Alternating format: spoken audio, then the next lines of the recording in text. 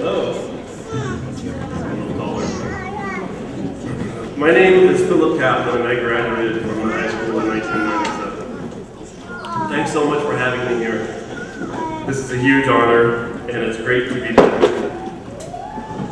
Also, congratulations to all of you. You should be super proud of what you've accomplished. Before I start, tomorrow is Mother's Day. Are there any mothers here? My mom is here. Hi, Mom. I knew there were times we weren't sure I was going to make it through high school, much less college, so this is weird. Also, thank you, Dean Liddy, for the great introduction. It's been great getting to know the Dean and watching iSchool become the best iSchool in the country since I graduated, which also makes my degree look really good, so thank you. So I'm going to tell you 3 stories. The first story is about how I became an entrepreneur. So after I graduated from Syracuse, I got a job as a project manager with a web design firm. It was 1998, at the height of the first dot-com boom. The job was okay, and I learned a lot, but I really wanted to go into business for myself. Now I think there are a lot of different reasons why people go into business for themselves. Some people have a passion that they just can't shake. Some people like the independence of being their own boss. Some people become entrepreneurs to make money, and some people want to change the world. But for me, I just hated waking up early. I figured there had to be a way to make the same amount of money I was making at the time, which was not a lot by today's standards, but be able to wake up whenever I wanted. Specifically, I wanted to be able to wake up when I couldn't hold in my pee any longer. I saved up just enough money to live without a paycheck for 1 month. Then I quit my job. I remember my boss asking why I quit. I was unprepared for the question, and my answer was, I don't know. But that's how it started. I had 1 month to make more money, or I'd have to move back in with my parents.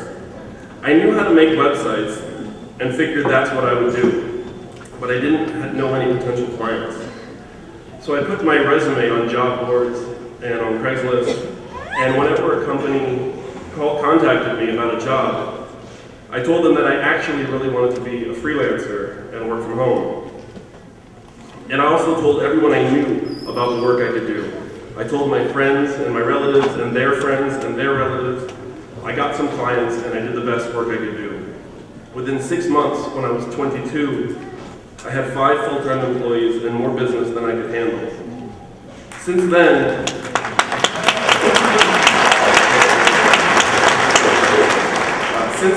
I've started many different kinds of companies and employed a lot more people. But I still wake up every day thankful that I get to do what I do. But it all started because I wanted to sleep in, which I accomplished until today when I had to wake up at like 6 a.m. So I guess my advice is aim low at first. The second thing I want to talk to you about is being prolific. I've created probably 100 different products, apps, websites, online services, and companies. Some became big, some got acquired, and many went nowhere. But they almost all started out as hobbies. In fact, most of my work I did on the side to avoid doing real work. So none of it feels like real work. It feels like art. So think about your work as if you were an artist, like a musician. And any job you have, or company you start, or trade you learn, it's like putting out an album. You're going to have some hits, and you're going to have some duds. And the duds aren't that big of a deal. If you're working on something and you decide midway through that it sucks, paint over it and start again. I once spent almost a year building a product, and then scrapped it at the end without launching because it wasn't good enough.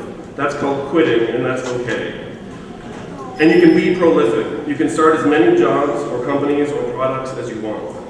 If anyone ever tells you that it's bad to jump around, or that you need to focus on one thing, that's not true. Don't listen to their advice. Which brings me to my final story about not taking advice.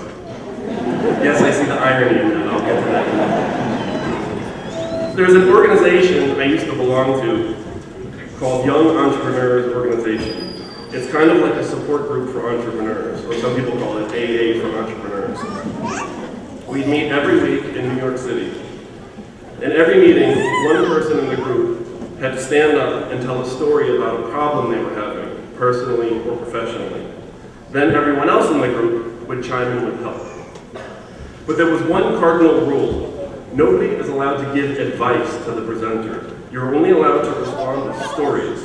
Stories about your own life and personal experiences and how they relate, what you did and what happened. So you can say, for example, well, this one time I was in a similar situation and here's what I did and here's what happened. But you were not allowed to say, if I were you, here's what I would do. Or what I think you should do is whatever. You can only tell stories. Unfortunately, it's not like that in the real world. Everyone in the real world wants to tell you what they think you should do, or why your idea will never work, and how they would do it if they were you. And to address the irony of me giving advice, I'm trying to stick to stories, I promise. Mentors and experts are important. I always try to surround myself with people who inspire me. But it took me a long time before I realized that I should stop listening to their advice and only listen to their stories. Because every regret I have in business is because I took somebody else's advice rather than going with my gut. And the problem isn't just that their ideas didn't work out most of the time when I took other people's advice, which is true. And it's not to say that my ideas would have been any better. It's that I'll never know, because in those cases, I didn't do my ideas. And for a creative person, happiness isn't whether you made the right decision or the wrong decision. It's that you made your decision, that you realized your vision. When I was just starting my career, there were a lot of people who I wanted to be like. Some of them I didn't even know, so I couldn't take their advice. I could only learn from what I saw them do at a distance. I have a friend named Jill, who was one of the first friends I made when I moved to New York City after graduating. She was a successful photographer, and still is. When I was a project manager in a pretty dull job. I was a little jealous of her. She was running her own photography business. I thought that was so cool. I remember one day I stopped by her studio when she was doing a big shoot. I remember looking around thinking that not only did she have a cooler job than me, but so did her assistants, makeup people, stylists, and everyone involved. I really wanted that. But then I looked over at her coffee table and I saw who she was shooting that day. David Bowie was sitting there at her coffee table, smoking a cigarette and drinking coffee. And I thought, this guy also has a cooler job than me, and he probably gets to wake up whenever he wants. I realized if all these people had cool jobs and freedom, why couldn't I?